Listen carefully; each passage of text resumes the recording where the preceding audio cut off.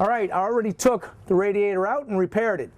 I set it back in place so you can see how this is done, and I didn't put the fan back on it yet. I want you to see clearly what you have, and then I'm going to pull it out. It's only going to take a couple of minutes and show you how the fan goes back on there, and we're going to hook it up.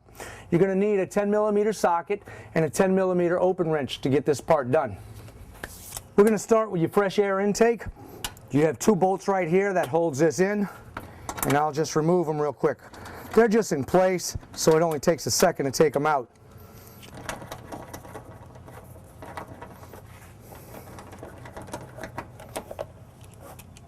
Make sure you take your bolts and put them all in one place so you don't lose them.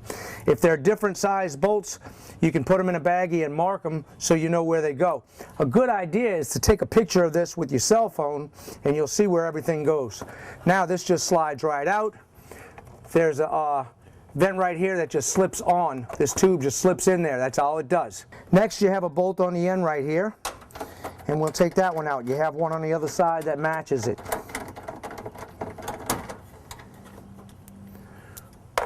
Now you have a bolt on the front part right here, and this one has to come out with an open wrench.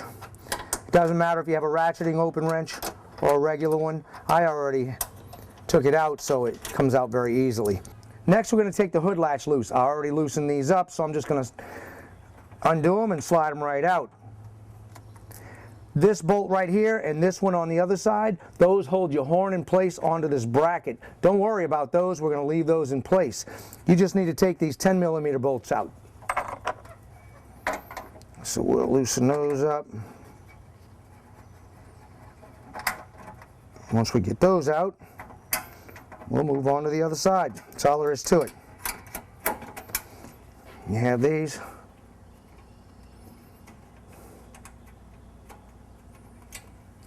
Okay, that's loose. Next we're going to move to the other side of the car, and it's the same bolts that you had on that side. We just remove those.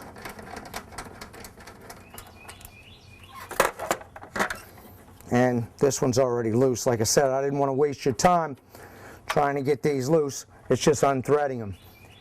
Here you have your overflow. You just take that tube off. You see the hose clamp right here? These make it simple. It's locked in place right now, but let me show you how it pops in place.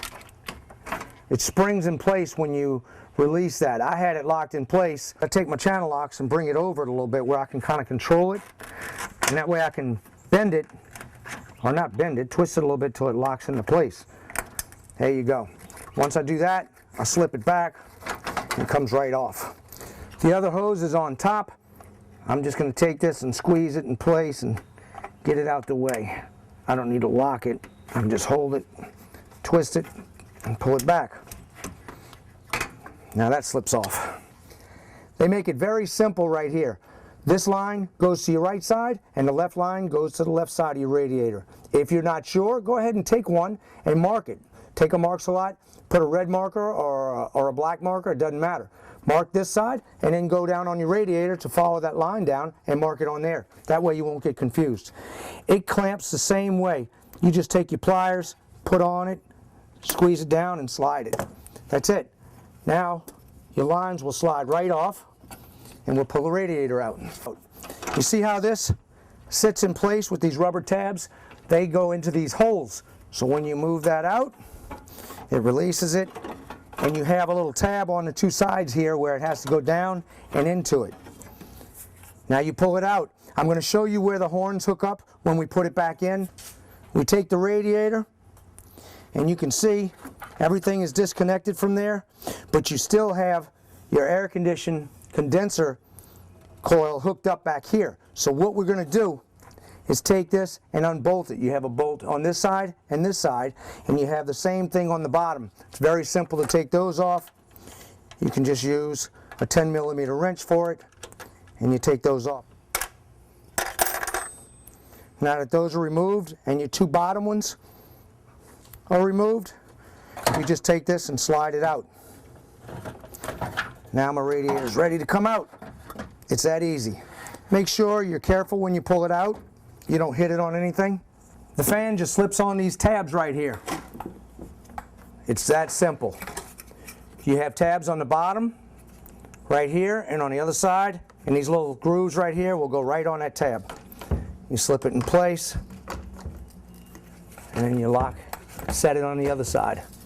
Now the front just snaps into place. That's it. We're ready to put it back in. When you look at the bottom of this radiator, you have these little grommets that are snapped in place. Those will go in two large holes that are on the bottom here. Here's the hole. You have one on both sides of the frame, and that grommet will slip right into that hole and keep your radiator in place. Now we're ready to set it down.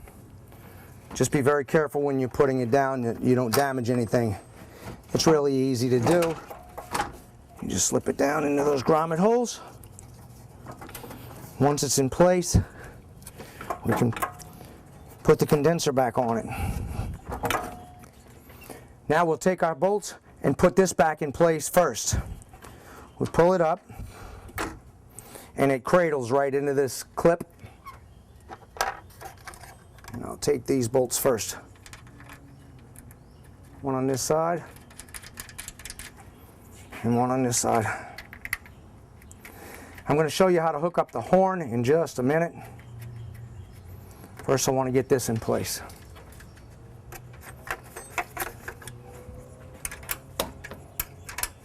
The bolts that go on the bottom are going to be a little longer to give you some room there because it's a little harder to see, but you can feel it. They're a little longer and it's easy to put them in. A few turns, like I said, it's a longer screw. Make sure you have it good and snug, but don't over tighten it. You're talking about plastic down there.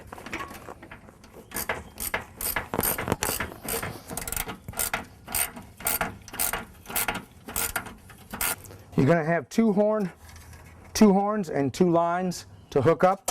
Right here you can see it just snaps into place, but you have a little lever right here that you push down. You push that little spring right here down and pull it off. And when you go to lock it back on, you just push it and it's going to lock back in place. Now I have my shroud with the horns. I'm going to take it and set it into place. Make sure I'm not getting in the way of anything. Don't cross your cable line right there. When I put it in, I'm not going to bolt it yet. I'm going to go ahead and connect my two pieces right here, my wires for my horn. And they, like I said, they're just going to snap into place. They only go in one way. And they lock into place.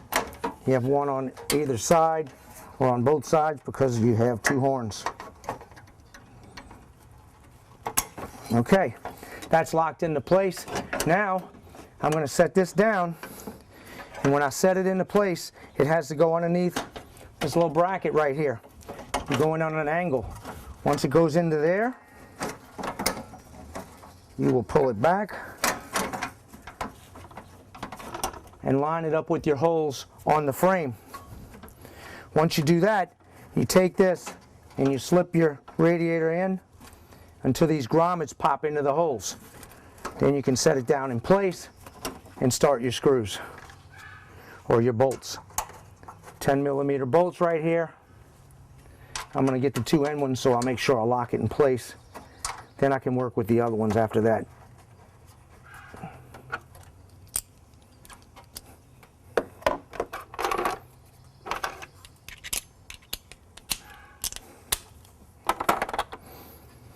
I got those in position. Put on lock. Next, we're going to take the frame and flex it just a little bit to line up those bolts.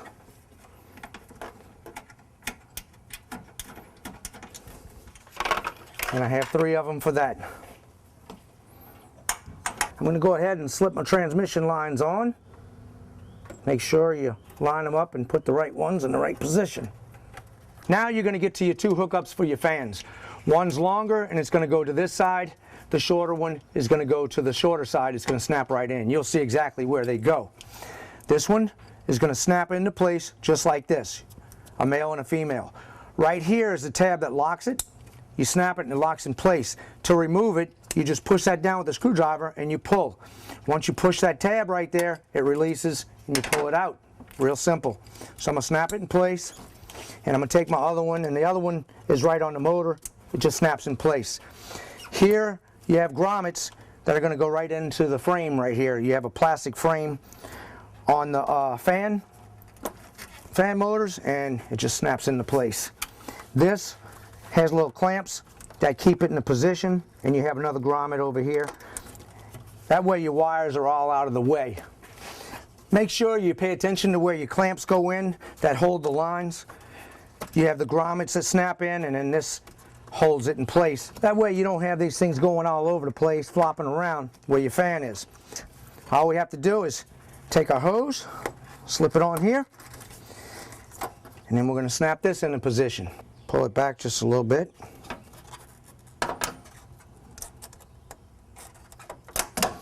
And it locks into place. Position it right. There you go. We have our other hose on the other side. Same thing. You just slip it in. And I'll put this in position. Next, you'll put these two bolts back on. They're on both sides of the car in the same spot, facing forward. And that's it. My fresh air intake slips right on there. That's where my filter is. And then you have your two bolts right here. You just line those up.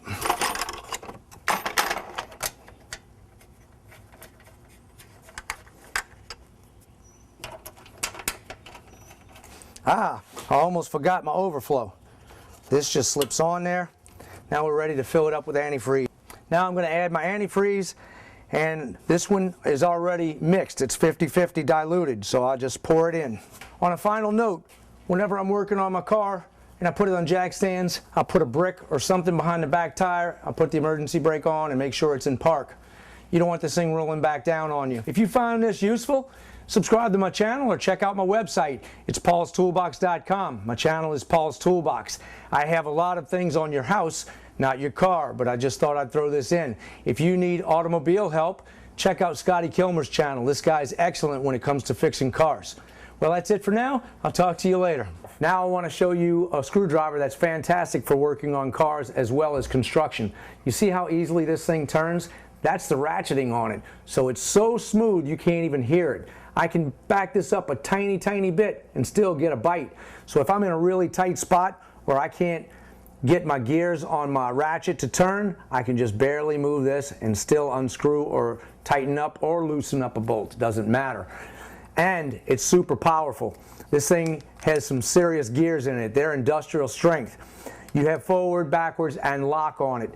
It also has a steel shaft that's built into this with a Super Duty plastic handle. This plastic is not like your average plastic. You could hit this with a hammer and not break it. It's pretty strong stuff.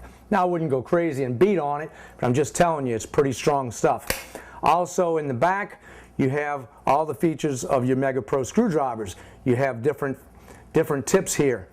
So this is a multi-screwdriver where you can put a socket on here with a little adapter, or you can use all your regular tips. It's a fantastic little screwdriver, megapro.net. Check them out.